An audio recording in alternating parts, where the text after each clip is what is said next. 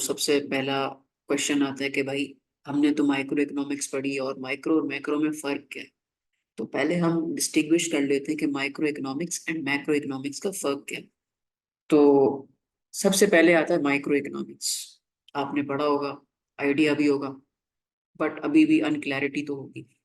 Micro economics is the study of particular markets and segments. It looks at issues such as consumer behavior, individual labor markets, and theory of firms. मतलब micro economics में वो सारी study आ जाती है, जैसे हमने किसी firm को स्टडी कर लिया, उसके रेवेन्यू को स्टडी कर लिया, उसके लेबर टर्नओवर को स्टडी कर लिया, या unemployment in the particular area, या कोई भी चीजें हो सकती हैं। मतलब इंडिविजुअल लेवल पे इंडिविजुअल सेक्टर को, इंडिविजुअल इंडस्ट्री को स्टडी करना is also a micro economics. सही है। इंडिविजुअल लेवल को किसी भी चीज पे सेट करना, प्राइस लगाना, टैक्स लगाना, सब्सिडी देना, वो माइक्रो इकोनॉमिक्स का पार्ट है। और मैक्रो इकोनॉमिक्स में क्या है? ये study of the whole economy, ये पूरी इकोनॉमी की स्टडी है। और इसमें जो भी हम आउटपुट या वैल्यूज या जिस भी टर्म्स पे हम बात करते हैं, तो उसमें हमेशा एग्रीगेट वेरिएबल्स की बात हो रही है, यानी कंबाइंड वेरिएबल्स की बात हो रही है। अगर मैं बोलूं unemployment in Karachi, unemployment in Lahore, unemployment in Sindh, unemployment in different provinces, different areas, अगर उनको मैं इंडिविजुअली बात कर रहा हूँ तो वो माइक्रो इकोनॉमिक्स है। अगर मैं बोल रहा हूँ अनएम्प्लॉयमेंट ऑफ पाकिस्तान, तो वो मैक्रो वेरिएबल है। आपने देखा होगा कि जो गांव देहात होते हैं वहां पे नेसेसिटीज की प्राइस कम होती है, वहां पे दूध मिलता है 100 रुपए का लीटर। वाइल जब आप मॉडर्न सिटी में आते हो, सिटीज लाइक कराची, तो वहां पे मिल्क की प्राइस होती है 200। अब ये जो हम स्टडी कर रहे हैं ना, इंडिविजुअल मार्केट्स की डिफरेंट प्राइसेस हैं, ये माइक्रो है।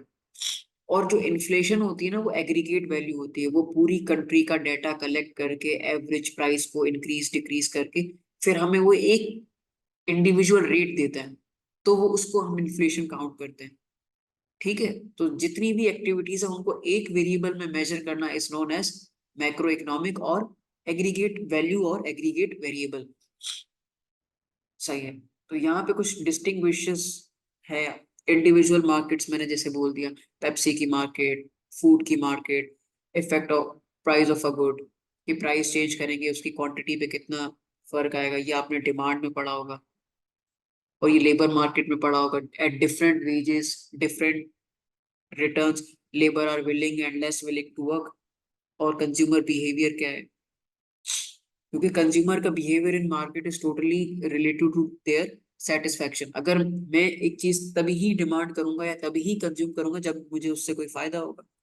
और ये सप्लाई में पढ़ा होगा, सप्लाई ऑफ गुड्स। तो ये जितनी भी चीजें आपने माइक्रो इकोनॉमिक्स में पढ़ी है या यूटिलिटी पढ़ी है, ये सब माइक्रो का पार्ट है।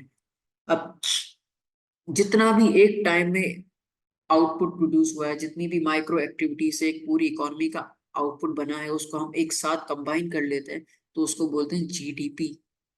होल इकोनॉमी जीडीपी, पूरी इकोनॉमी ने कितना आउटपुट प्रोड्यूस किया।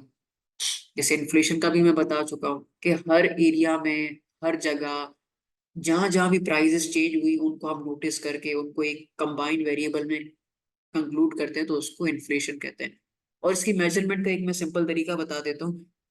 हर महीने में 2 दफा और साल में 24 दफा हर इलाके या हर different different areas of a country prices को नोट किया जाता है, और गवर्नमेंट की अथॉरिटीज या एजेंसीज उसको मॉनिटर करके एक हमें इन्फ्लेशन रेट देती है।